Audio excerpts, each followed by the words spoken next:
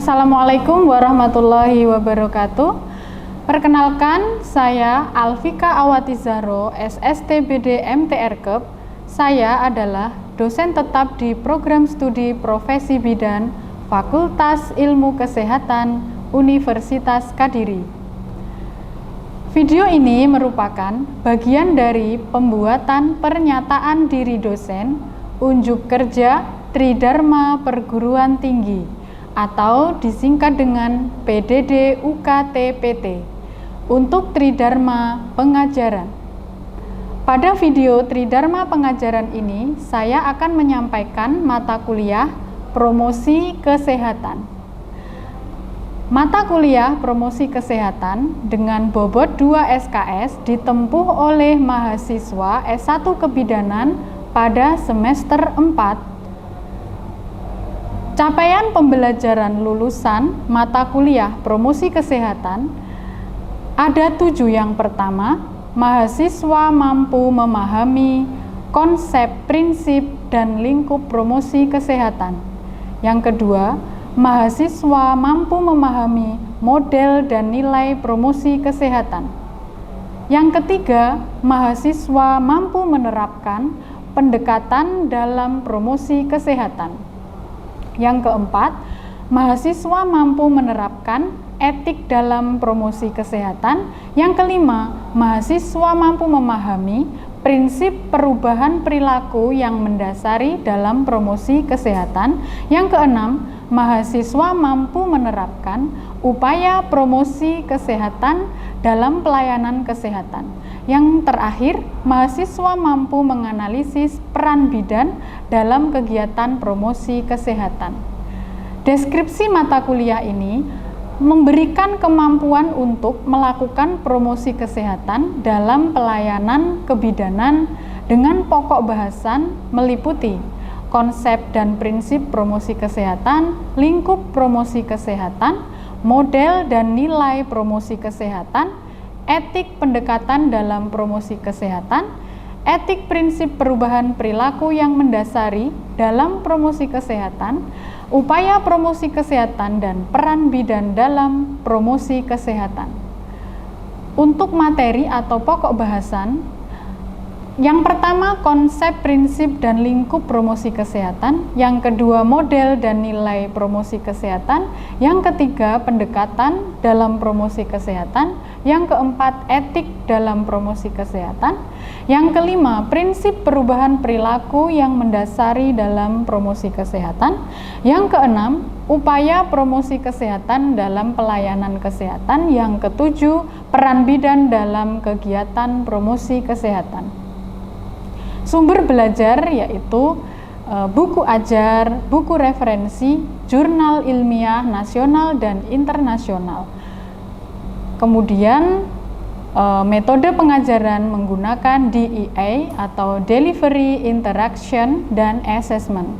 Delivery ini terkait dengan penyampaian yaitu dengan ceramah interaktif. Kemudian ada interaction yaitu problem based learning, demonstrasi, role play, dan project learning. Untuk assessment itu ada praktikum 20%, keaktifan 10%, sikap 10%, penugasan 20%, UTS 15%, dan UAS 25%. Berikut video pengajaran saya. Selamat menyaksikan. Bismillahirrahmanirrahim. Sebelumnya, Assalamualaikum warahmatullahi wabarakatuh. Waalaikumsalam warahmatullahi wabarakatuh. Apa kabar semuanya? Baik, Bu. Ya. Hari ini apakah ada yang izin atau tidak masuk? Masuk semua ya? Ada? Oh ya, semuanya masuk.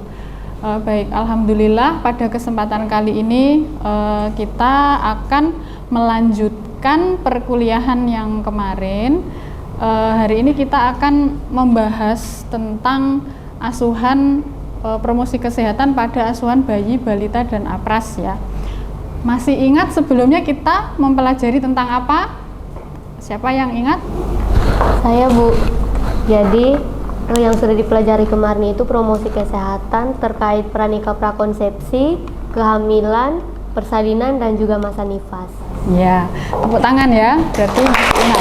Oke, jadi sebelumnya kita membahas tentang pranikah, prakonsepsi, kemudian kehamilan, persalinan, dan nifas. Hari ini kita akan melanjutkan asuhan pada bayi, balita, dan apras ya, terkait dengan promosi kesehatan. Baik, selanjutnya capaian pembelajaran yang ingin kita lakukan atau kita capai pada pertemuan ini terutama adalah apa? Bisa memberikan asuhan promosi kesehatan kepada keluarga, individu, dan masyarakat gitu ya. Jadi diharapkan mahasiswa bisa memberikan asuhan promosi kesehatan kepada sasaran gitu, seperti itu ya. Kemudian selanjutnya promosi kesehatan. Masih ingat pengertiannya? Coba nih sebelum saya lanjut, ada yang masih ingat pengertian promosi kesehatan? Ya, Mbak Miranti. Jadi promosi kesehatan itu proses pemberdayaan individu masyarakat untuk meningkatkan kesehatannya. Ya, jadi ya kita cek ya di pengertiannya ini. Jadi promosi kesehatan ini adalah apa? Proses pemberdayaan pada siapa? Individu, keluarga, dan masyarakat. Ya, untuk apa? Untuk memelihara, meningkatkan dan melindungi. Nah, seperti itu ya. Jadi tugas kita sebagai seorang bidan itu kita memang wajib atau harus untuk melakukan promosi kesehatan ya, terutama ini pada asuhan bayi, balita, dan anak prasekolah. Nah, seperti itu. Untuk selanjutnya pengertian dari asuhan kebidanan pada bayi, balita, dan anak prasekolah ya, itu sendiri adalah ini merupakan serangkaian upaya ya yang dilakukan bidan ya untuk meningkatkan kesehatan pada sasaran kita, yaitu bayi, balita, dan anak prasekolah ya. Ini termasuk juga pemantauan tumbuh kembang dan pemberian edukasi ya terkait dengan pertumbuhan dan perkembangan, dan juga masalah-masalah yang biasa dihadapi oleh mereka atau bayi, balita, dan apras, seperti itu. Oke, selanjutnya promosi kesehatan pada bayi, balita, dan anak prasekolah. Nah, ini artinya apa? Yaitu sebuah upaya atau rencana yang sistematis ini dilakukan untuk meningkatkan pengetahuan dan kesadaran ya dari agar mampu menjaga dan memelihara kesehatan. Nah, seperti itu. Kemudian kita lanjutkan ini ya. Promosi kesehatan tadi sudah, ini kita lanjutkan ke tujuan utama. Tujuan utama dari promosi kesehatan pada kelompok usia ini seperti apa? Menjamin tumbuh kembang, mencegah terjadinya masalah kesehatan seperti apa? Stunting ya. Kemudian mempersiapkan anak ini agar memiliki pondasi kesehatan yang baik ya menuju jenjang usia selanjutnya. Karena pertumbuhan dan perkembangan itu tidak bisa kita biarkan begitu saja. Jadi dia tidak akan kembali.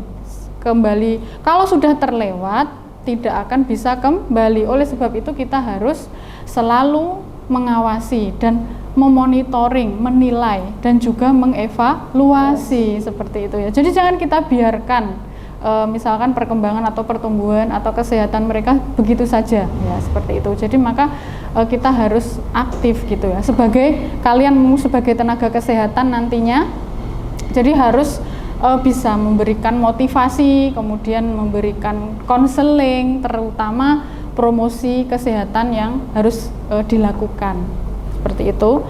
Kemudian bentuknya apa promosi kesehatan bayi dan balita ini? Nah, di situ ada bisa pemberian ASI ya. Kalau masih bayi, terutama yang paling penting adalah pemberian ASI ya. Kita selalu berupaya bahwa ibu itu harus bisa memberikan ASI, ya, terutama ASI eksklusif. Kenapa? Ada yang bisa menjelaskan kenapa harus memberikan ASI eksklusif? Siapa yang bisa? Saya, Bu. Jadi untuk ASI eksklusif itu sendiri berguna untuk kandungan dalam ASI itu bisa membuat antibodi atau imun secara alami pada bayi. Antibodi atau imun alami yang diberikan oleh ibu itu nggak bisa diproduksi oleh pabrik, ya. Itu langsung yang memproduksi adalah siapa? Tuhan Yang Maha Esa. Jadi nggak bisa ditiru. Itu sudah alami seperti itu, ya.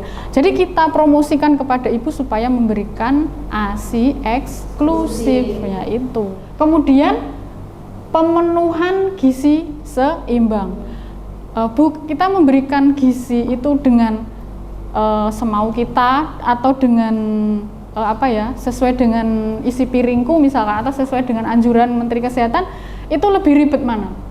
Ribet yang sesuai anjuran, tapi nanti hasilnya akan kalian dapatkan, anak atau bayi itu akan tumbuh dan berkembang dengan baik, gitu ya, dengan baik. Memang ribet, tapi itu harus telaten, ya.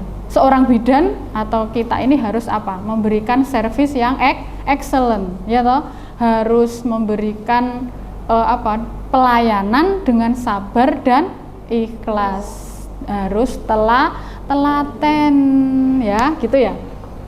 Kemudian apalagi promosi kesehatan pada usia ini seperti imunisasi, ya. Imunisasi ini adalah upaya pemberian antibodi, ya, tapi kita buatan gitu ya, kita upaya dari luar gitu, supaya nanti anak itu akan dengan rangsangan itu akan membentuk antibodi terhadap penyakit tertentu, seperti itu, ya. Jadi ini juga penting. Kemudian pencegahan penyakit, ya, pencegahan penyakit, karena anak ini masih belum sekuat orang dewasa. Jadi mereka tuh mudah rentan, namanya anak rentan, ya. Jadi tidak serta-merta biar dia kehujanan di luar nggak apa-apa, kedinginan nggak apa-apa, nggak bisa. Jadi anak itu harus kita edukasi orang tuanya terkait dengan penularan penyakit, ya, seperti itu, ya. Kemudian pencegahan penyakit.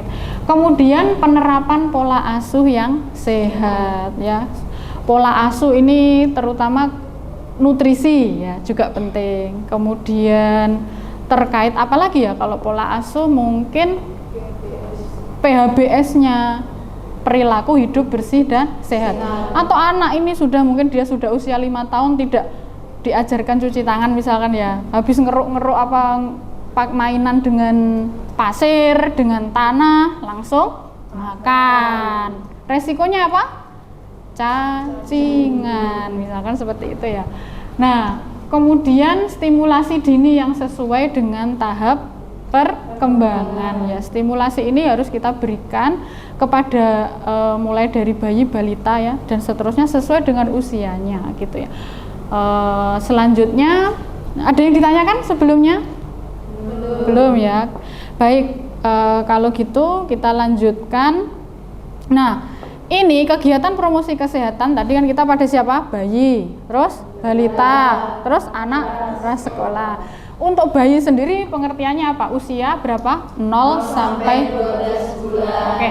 Kemudian apa yang diberikan kegiatannya? Ya seperti tadi yang kita sampaikan, ya, kurang lebih ini diperinci lagi. Kalau 0 sampai 12 bulan tadi, ya, tentang mungkin ASI dan MPASI, ya. Jangan memberikan MPASI sebelum usia 6 bulan. Kenapa? Belum siap, pencernaannya belum siap.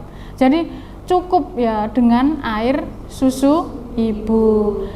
Kendalanya apa sih kalau ASI itu? Biasanya ibu itu harus kita perhatikan juga, ya, jangan sampai ibunya itu mengalami gangguan psikologi atau stres, ya toh. Harus kita berikan motivasi. Kita ini sebagai bidan harus bisa memberikan konseling. Sampaikan kepada ibu jangan stres, konsumsi makanan yang bergizi. Berikan contohnya. Misal seperti isi piringku ada karbohidrat, ada protein, ada apa lagi? Lemak, dan apalagi sayur dan buah. Seperti itu, ya. Jadi harus sesuai dengan isi piringku. Nah, Kalau seperti itu ibu akan ASINya lancar gitu ya. Kalau lancar nanti bisa tumbuh kembangnya akan baik dan tidak akan memberikan empasi dini seperti itu. Kemudian perawatan tali pusat. Sekarang perawatan tali pusat tidak perlu menggunakan apapun ya, cukup dengan prinsip apa? Bersih dan kering. Nah, bersih dan kering cukup pakai kasa steril, tapi kalian juga jangan lupa selalu cuci tangan ya sebelum melakukan semua tindakan seperti itu. Kemudian penyuluhan imunisasi seperti tadi penggunaan KMS, karena di KMS itu banyak sekali tumbuh kembang, imunisasi ya, makanan yang harus dikonsumsi, yang stimulasi yang harus diberikan itu banyak ya seperti itu. Kemudian balita ini 1 sampai 5 tahun ini ya, pola makan, cuci tangan tadi ya, karena anak-anak sudah mulai berada di luar rumah, bermain di luar rumah. Kemudian antropometri, stimulasi tumbang, dan apakah mungkin ada keterlambatan dalam pertumbuhan dan perkembangan seperti itu. Masih ingat antropometri itu apa saja yang diukur? Misal ini pada balita 1 sampai 5 tahun itu pas waktu posyandu. Apa saja? Dan ya, tinggi badan, lila, dan juga lingkar ke kepala. Nah, itu untuk mengetahui apakah pertumbuhan dan perkembangannya normal atau tidak. Jadi itu namanya apa? Indikator ya, jadi indikator. Kemudian anak prasekolah 2 sampai 6 tahun. Ini biasanya mulai kita ajarkan apa? Gosok gigi ya ta? Meskipun mereka juga agak sulit gitu ya, tapi kita harus tahu caranya gimana. Pokoknya ini untuk anak balita ini kita perlu kesabaran. Kita harus menyampaikan kepada orang tua, memberikan promosi kesehatan, perilaku hidup bersih dan sebagainya kepada anak prasekolah ini gitu ya. Kemudian pengenalan makanan sehat, pembiasaan aktivitas fisik, pencegahan cedera. Karena apa? Tolahnya atau perilakunya dalam bermain itu sudah luar biasa. Jadi kita perlu pengawasan besar ya kepada anak-anak ini ketika bermain dan lain sebagainya. Seperti itu. Oke, selanjutnya peran bidan dalam promosi. Peran bidan itu maksudnya apa? Apa yang harus kita lakukan atau apa yang bisa kita lakukan ya sebagai seorang bidan. Dalam apa ini? Promosi kesehatan bayi, balita, anak. Oke, seperti itu ya. Jadi kita itu harus memberikan keteladanan. Ketika kita menyampaikan dengan ngomong harus begini, kita sendiri makan nggak cuci tangan, misalkan ya. Kita sendiri katanya kalau masak harus dicuci dulu bahan-bahannya. Kamu sendiri langsung potong-potong, plung biar cepat Bu. Misalkan kayak gitu ya. Jadi nggak bisa, kita harus meneladani. Kalau kita sendiri itu sudah meneladani, nggak usah kita kasih tahu dengan marah-marah pun mereka akan mengikuti. Karena promosi kesehatan ini kaitannya dengan apa? Perubahan perilaku, dan perubahan perilaku itu dipengaruhi oleh banyak faktor ya, juga termasuk motivasi ya gitu, termasuk role modelnya gitu ya. Halah wong itu loh bidannya aja lo nggak cuci tangan, ngapain saya repot-repot? Padahal kalau kita tahu bahwa sebenarnya itu untuk kepentingan siapa? Kepentingan diri sendiri ya. Namun karena perlu role model juga gitu ya. Jadi maka itu akan menjadi suatu problem kalau kita tidak menjadi teladan gitu ya. Kemudian masalah-masalah yang biasa dihadapi ya ini Mbak, seperti BBLR, infeksi, ikterus, diare, ya infeksi saluran pernafasan ini ya. Biasanya apa? Kalau sudah infeksi itu dimulai dengan apa? Tanda gejalanya demam ya, demam itu biasanya seperti itu. Nih mulai ada tanda-tanda. Bisa demam itu juga bisa karena apa? Kurang minum ya, dehidrasi dan lain sebagainya ya, karena mungkin orang tuanya sibuk. Sekarang tuh problematikanya apa? Orang tua tuh suka apa? Main HP. Akhirnya anaknya kadang tidak diperhatikan ya, kadang ada yang jatuh, ada yang kecemplung got, ada yang apa misalkan. Nah itu karena orang tua ini juga di sini ya, akhirnya menyebabkan masalah gitu ya. Jadi anaknya makan apa aja boleh, jajan snack-snack yang pemanis buatan, pewarna misalkan, minum teh atau kemasan yang mengandung gula tinggi. Nah itu dibiarkan saja, nih harusnya apa, dicegah cegah ya, diperhatikan, dibatasi. Kalau perlu jangan dulu. Ini usia berapa? Nah, bayi balita masa langsung dikasih seperti itu terlalu banyak bahan pengawetnya. Nah ini ya, kemudian ada gizi kurang, diare kalau salah makan, kebersihan. Ya tapi ketika nanti anak misal mengalami diare pun ya kamu tetap ya mengobati ya. Tetapi juga jangan dimaki-maki ya ibunya. Gimana sih Bu, jaga anaknya kok nggak bisa? Jangan ya. Jadi tetap memang Bu usia segini ya loh, sedang aktif-aktifnya, segala macam dipegang, segala macam dipegang, akhirnya apa? Terus makan ya toh. Mungkin kita memang nggak bisa selalu, masa kita mau mantengi anak terus kemana-mana begini, kemana-mana diikuti. Ya kadang kan kita ya ada kesibukan ya, masak apa maksud saya gitu, bukan kok kesibukan anaknya ditinggal di sana terus kamu di sini enggak, tapi ya itu tetap kita berikan. Kita tidak boleh maki-maki atau tidak boleh memberikan kayak membuat down seorang ibu itu ya. Karena beliau tuh sudah mengurus anak tuh sudah luar biasa gitu. Jadi kita tetap membesarkan hati, tapi kita berikan solusi dan juga kita berikan ini konseling ya. Ya ini solusinya begini Bu, mungkin. Nah nanti bisa kita praktekkan atau kita kembangkan nanti untuk mahasiswa bisa untuk melakukan membuat apa kalau mau konseling, satuan, acara, penyuluhan, dan lain sebagainya, materi dan seterusnya. Oke, selanjutnya kalau prasekolah ini masalahnya apa ya? Seperti mirip ya kayak anak yang balita tadi ya, seperti tumbuh kembang ya toh, gizi, apalagi ya bisa diare ya. Seperti itu ya. Terutama karies gigi, ada juga cacingan. Terus selanjutnya upaya mengatasi masalah kesehatan. Ini kalau di promosi kesehatan sudah jelas ya. Ada apa saja? Promotif, terus kuratif dan rehabilitatif. Nah di situ ya. Nah ini potensi lokal itu segala sesuatu yang ada di alam, di lingkungan kita, yaitu harganya murah, terjangkau ya. Karena ketika kita bertugas atau berdinas itu tidak selalu di kota. Kadang kita juga akan di pedalaman, dimanapun kita ditugaskan harus siap ya. Siap nggak?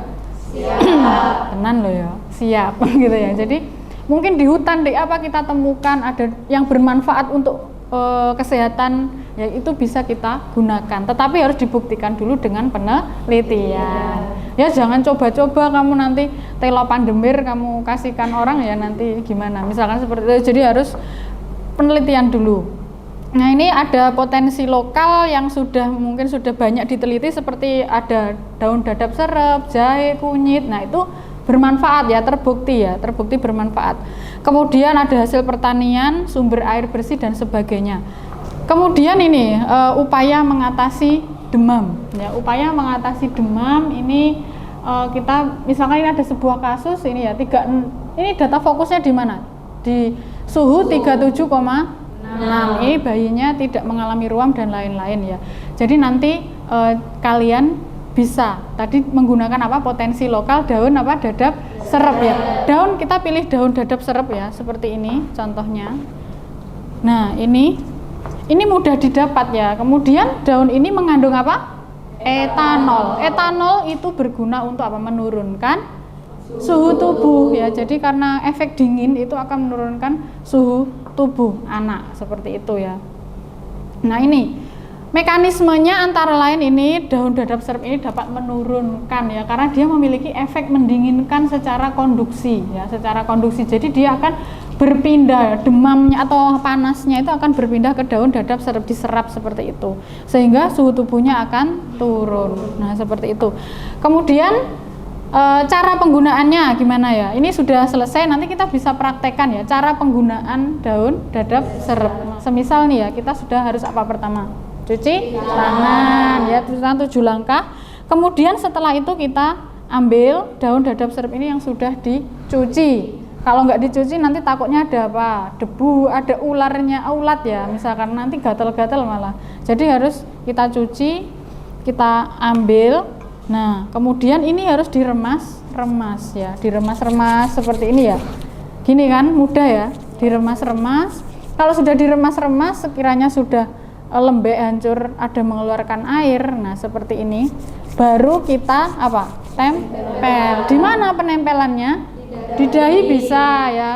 Di dada, di ketiak ya bisa. Seperti itu. Jadi ini merupakan salah satu upaya non farmakologis ya untuk mengurangi terlalu bergantung dengan obat farmakologi gitu ya. Jadi efek sampingnya kan kalau daun dadap serep kan nggak perlu masuk ke dalam tubuh, nggak ada efek samping seperti itu. Cuman kalau untuk yang ruam atau alergi nanti bisa dihentikan gitu aja, tapi nggak bahaya gitu, nggak parah banget seperti itu. Ini ya gunanya. Nanti ini bisa ditempelkan di sini, di dahi ya. Misalkan ini bayi ya, ini bisa ditempel seperti ini ya. Nah, ditempel. Bisa ditempel di mana? Di ketiak. Jadi ini seumpama bayi, ini kita buka. Nah, bisa ditempel di ketiak bayi seperti ini ya. Jadi itu nanti sambil kita cek selama berapa menit? 15 sampai 20 menit ya, sekitar itu. Nanti kalau sudah kering bisa kita ganti kembali dengan daun yang segar. Setelah itu kita cek suhunya.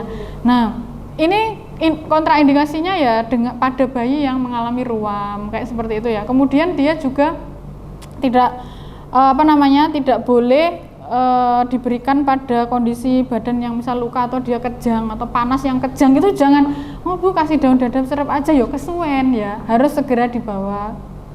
Pertolongan pertama pada kejang pertama ya, harus dikasih apa? Sendok atau apa, jangan sampai menggigit. Nah, seperti itu kan. Jadi kita tetap harus memperhatikan hal-hal tersebut ya. Kalau sudah demam parah Bu, sudah misalkan 3 hari ya, udah harus kita bawa ke tenaga kesehatan. Maksud saya ketika mungkin jam 11-12 malam ibaratnya anak demam, bisa pertolongan pertama sambil mungkin kita berikan kalau dia masih bayi bisa kita ASI sambil kita kasih daun dadap serep kayak gitu ya. Jadi pertolongan untuk membantu gitu, bukan sebagai bahan pengobatan utama ya. Kalau memang dengan daun ini sudah sembuh, ya sudah. Tapi kalau misalkan dalam waktu ini dia belum sembuh, ya harus dibawa ke tenaga kesehatan seperti itu. Mungkin ada yang mau memperagakan penggunaan daun dadap serep, silakan. Siapa? Oh ya, Aitiska dan Mbak Arum ya, silakan. Coba maju ke depan. Mungkin kursinya bisa disesuaikan di sini. 2. Baik Bu, ini kan kondisi bayinya kan suhunya tinggi ya, 37,8 tadi diperiksa. Nah, ini ada salah satu metode yang bisa digunakan di rumah dengan menggunakan daun dadap serep. Nah, ini mengandung etanol, ini bisa menurunkan suhu tubuh bayi. Nah, untuk cara penggunaannya, ini daunnya dicuci dulu nggih Bu. Dicuci, kemudian kita cuci tangan terlebih dahulu. Kemudian caranya, nah ini kita remas-remas ya. Ini bertujuan untuk agar lemas dan bisa mengeluarkan air sedikit. Nah, seperti ini ya. Ini sudah. Kemudian ini bisa ditempel di dahi seperti ini. Nah, ini bisa di dahi. Kemudian ini juga bisa ditempel di ketiak dan di dada bayi. Di dada sama di ketiak bayi.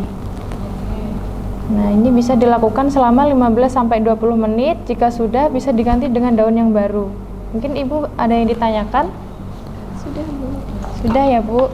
Terima kasih banyak ya untuk mahasiswa semuanya. Semoga apa yang kita pelajari hari ini bisa bermanfaat seperti itu ya. Akhirul kalam, ada kurangnya saya mohon maaf sebelumnya. Akhirul kalam, wassalamualaikum warahmatullahi wabarakatuh. Waalaikumsalam warahmatullahi wabarakatuh. Oke, terima kasih ya.